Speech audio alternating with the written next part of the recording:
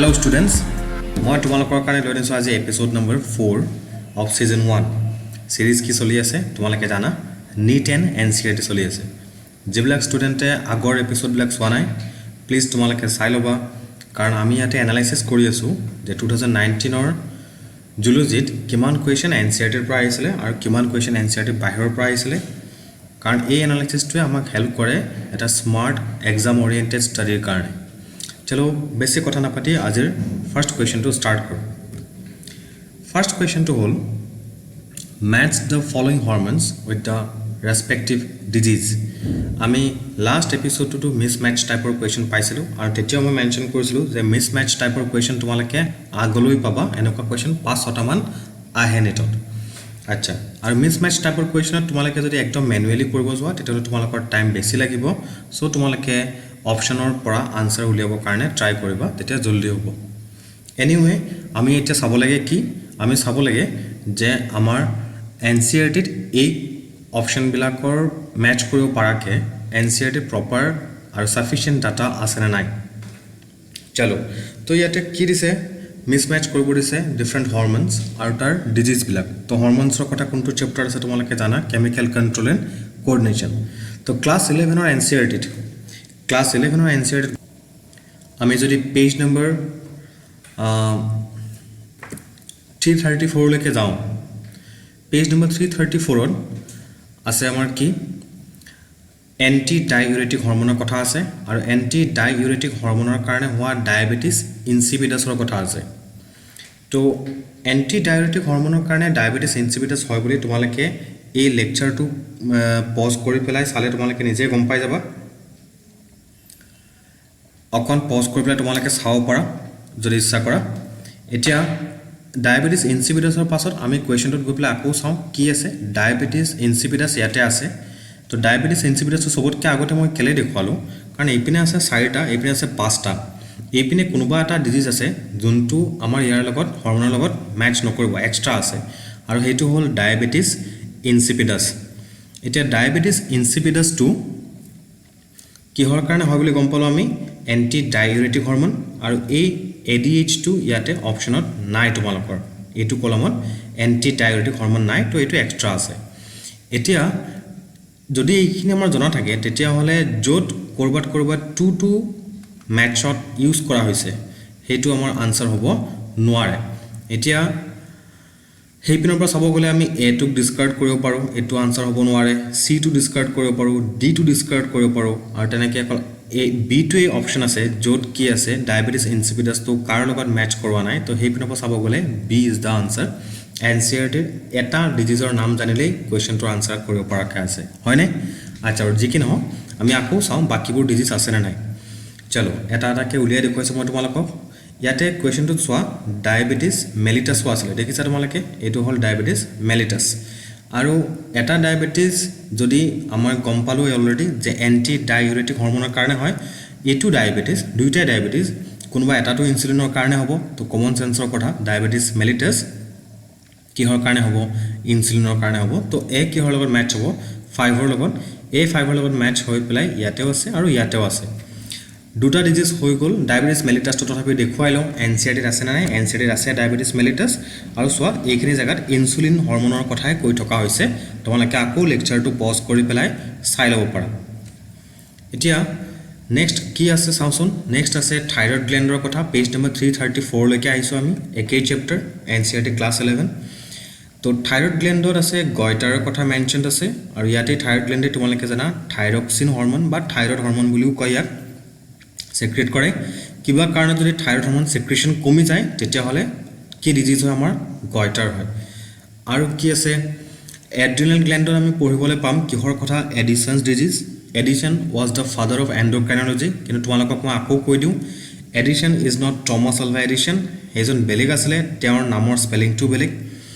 anyway এডিশনছ ডিজিজত ইয়াতে লিখা আছে তোমালোকৰ যে under production of hormones by adrenal cortex alters carbohydrate metabolism causing acute weakness and fatigue leading to a disease called Addison's disease তো Addison's disease কিহৰ কাৰণে হয় এড্ৰিনাল কৰ্টেক্সে যদি হৰমন কমকে বনায় আৰু এড্ৰিনেল কৰ্টেক্সৰ হৰণবিলাকক কি বুলি কয় কৰ্টিকয়েডছ বুলি কয় আৰু সেই কথাটো জানিবৰ কাৰণে তোমালোকে এই পেৰাগ্ৰাফটোৰ নেক্সট পেৰাগ্ৰাফটো এনচিআৰটি পঢ়িলে হ'ল পেজ নম্বৰ এটা লিখা আছে 336 নেক্সট আৰু কি ডিজিজ থাকিলে বাকি এক্ৰোমেগেলি কথা ইয়াতে বোল্ডত লিখা আছে দেখিছা প্ৰত্যেকটো ডিজিজৰ কথাই যিকিটা আমি এতিয়ালৈকে চালো গোটেইকিটা বোল্ডত লিখা আছে এক্ৰোমেগেলি কিহৰ কাৰণে হয় excess secretion of growth hormone in এডাল্টছৰ কাৰণে হয় আচ্ছা এতিয়া গোটেইকিটা ডিজিজ আমি চালো এনচিআৰটিত আছে বুলি পেলাই এবাৰ আকৌ কোৱেশ্চনটো দেখুৱাই দিছো মই তোমালোকক সোৱা এডিশনছ ডিজিজ আমি চালো কিহৰ কাৰণে হৈছিলে কৰ্টিকয়েডছ ডায়াবেটিস ইনসিপিডাস এটো এক্সট্ৰা আছে এক্ৰোমেগেলি আমি চালো গ্ৰোথ হৰমনৰ কাৰণে হয় গয়টাৰ কিহৰ কাৰণে হয় থাইৰক্সিনৰ কাৰণে ডায়াবেটিস মেলিটাস কিহৰ কাৰণে হয় ইনসুলিনৰ কাৰণে সেই পিনৰ পৰা আনসাৰ কি হ'বগে তোমালোকে টাইম লৈ নিজে ম্যাচ কৰি চাব পৰা আনসাৰ হ'ব বি চলো মই ৰখি নাথাকো তোমালোকে পজ কৰি দিব লাগিলে মই আগবাঢ়িছো নহলে মিছামিছি টাইম লৈ ল'ব লেকচাৰটো চলো আমি এভৰি এপিসোডত কেইটাকে কোৱেশ্চন চাই আছো পাঁচটাকে কোৱেশ্চন চাই আছো আচ্ছা আজিৰ সেকেন্ড কোৱেশ্চনটো হ'ল colostrum the yellowish fluid secreted by mother during the initial days of lactation is very essential to impart immunity to the newborn infants because it contains acha question to কি উৰিছে গম পাইছা তোমালোকে এতিয়া colostrum এনেকুৱা কি বস্তু থাকে তোমালোকে এনচিআৰটি কোনটো চ্যাপ্টাৰ পাবা colostrum নিউবৰ্নৰ কথা আছে তো পটকে হয়তো তোমালোকৰ আহিও পাৰে যে মেবি হিউম্যান ৰিপ্ৰডাকচন চ্যাপ্টাৰটোত ইয়াৰ কথা আছে কিন্তু ইয়াতে একচুয়ালি ইমিউনিটিৰ কথা তোমালোকক সুধি আছে ইমিউনিটিত তোমালোকে এটা টপিক পাইছিলা এক্টিভ এণ্ড প্যাসিভ ইমিউনিটি তো এনচিআৰটিত সেই টপিকটো উলিয়াই থৈছো মই সোৱা পেজ নম্বৰ কিমানত যাব লাগিব 152 যাব লাগিব ক্লাস 12 ৰ এনচিআৰটি খনত তাত গৈ তোমালোকে আকৌ বোল্ডত লিখা থকা হাইলাইট কৰি থকা ওয়াৰ্ডৰ পৰা কোৱেশ্চন পাইছা colostrum तो colostrum কি লিখা আছে ইয়াতে সোৱা লিখা আছে ধুনিয়াকে yellowish fluid বুলি পেলাই the yellowish fluid colostrum secreted by mother during the initial days of lactation has abundant antibodies IgA Ig stands for what immunoglobulin to protect the infant তো এতিয়া immunoglobulin A বা IgA অপচনত আছে নাই তোমালোকে বিচাৰিব লাগে আৰু কমন বিচাৰি সোৱা সিট সাফ সাফ ওলাই আছে ইমিউনোগ্লোবুলিন এ এতিয়া নেক্সট কোৱেশ্চনটো লৈ আহো আজিৰ এপিসোডৰ থাৰ্ড কোৱেশ্চনটো আকৌ এটা খুবেই ইজি আৰু এনচিআৰটিৰ পৰা ডাইৰেক্ট কোৱেশ্চন দিছে মই হেবোৰ কোৱেশ্চনকে ইজি বুলি কৈছো যিবোৰ কোৱেশ্চন একদম এনচিআৰটিৰ পৰা আহিছে which part of the brain is responsible for thermoregulation মানে বডি টেম্পারেচার করে মেইনটেইন করে আনসার এ মই লিখিয়ে থৈছো হাইপোথ্যালামাস এটা হাইপোথ্যালামাসৰ কথা কোড পঢ়িম আমি অবভিয়াসলি হিউম্যান ব্ৰেইন আৰু হিউম্যান ব্ৰেইনৰ কথা কোড আছে neural control and কোঅৰ্ডিনেশন chapter number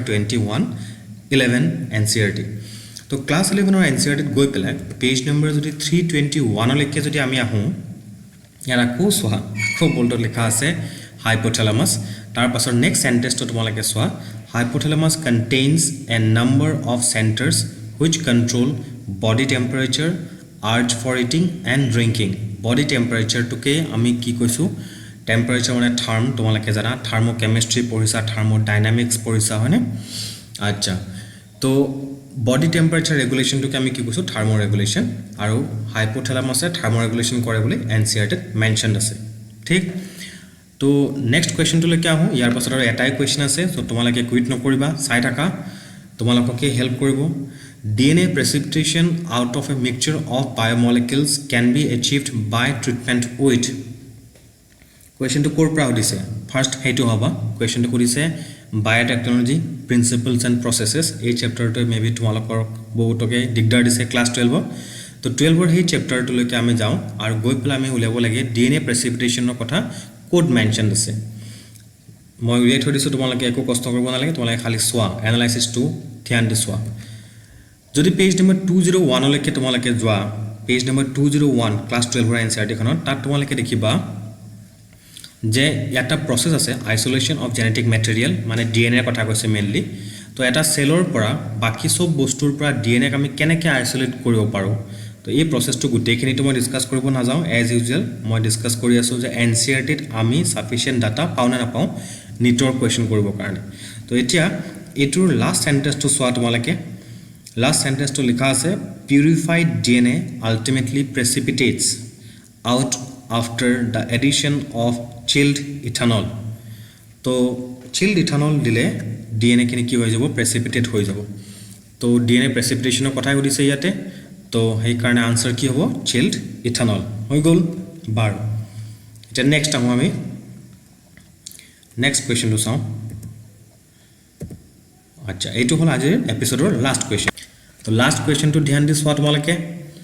last কুৱেশ্যনটো হ'ল identify the correct pair representing the positive agent of typhoid fever and the confirmatory test for typhoid তো তোমালোকে জানাই চাগে আৰু নাজানিলে উলিয়াব পাৰি সাফ সাবজেক্ট য'ত টাইফি লিখা আছে সেইটোৱে চাগে ৰিলেটেড হ'ব তো সালমনেলা টাইফিৰ পৰা হয় আৰু যোনটো কনফাৰ্মেটৰী টেষ্ট এটো হ'ল ওয়াইডেল টেষ্ট সো আনসাৰ ইজ সি এটা মই তোমালোকক দেখাব লাগে এনসিআৰটি এটো আছে নাই আছে এনসিআৰটিত তো চলো আমি এনসিআৰটি লৈকে যাওঁ এনসিআৰটি কোনটো চেপ্টাৰৰ পৰা এই পেজটো দেখুৱাইছো মই human health and disease class 12 অৰ চেপ্টাৰ নম্বৰ 8 পেজ নম্বৰ 146 ত গৈ প্লাই যদি আমি চাওঁ তাত আমি দেখিম Salmonella Typhi is a pathogenic bacterium which causes typhoid তো ফার্স্ট পার্ট আনসার পালো কিন্তু সালমনেলা টাইফি থকা দুটা অপশন আছে এটা টেষ্টটো কথা এনসিআরটি মেনশন আছে না চাওঁ আছে নেক্সট পেজত তোমালোকে যদি চোৱা টাইফয়েড এটো পেজৰ লাষ্টৰ সেন্টেন্সৰ পৰা start typhoid fever could be confirmed by কি ওয়াইডেল টেষ্ট তো ওয়াইডেল টেষ্টৰ পাছত এটা ফুল ষ্টপ হ'ব লাগিছিল এটো মিসপ্ৰিন্ট হৈছে এনিৱে তো ওয়াইডেল টেষ্টৰ কথা মেনশন আছে আৰু কি সালমনেলা টাইফিৰ কথা মেনশন আছে তো এনেকৈ আমি দেখিলো যে কোৱেশ্চন কেইটা কোৰ পৰা আসলে এনসিআৰটিৰ পৰা আসলে চলো এনেকৈ কৰি কৰি পাঁচটা কোৱেশ্চন আজি হৈ গ'ল আমাৰ তোমালোকে চাই থাকিবা 10-15 মিনিট তোমালোকৰ লাগে খালি চাওঁতে আৰু এনসিআৰটিত মই সব বিচাৰি এক্সাক্ট পেজ এক্সাক্ট সেন্টেন্স উলিয়াই থৈছো আই হোপ তোমালোকে ভাল পালা আৰু তোমালোকৰ এইটো কামত আহিব and thank you for watching God bless U